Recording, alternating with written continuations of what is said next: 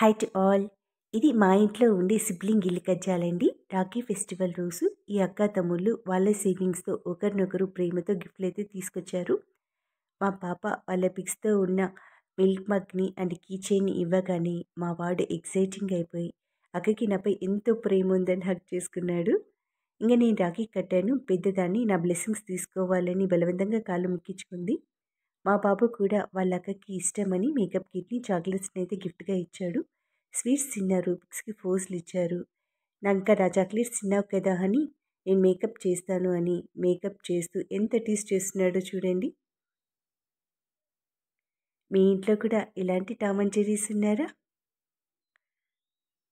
ఉంటే ఒక లైక్ చేయండి.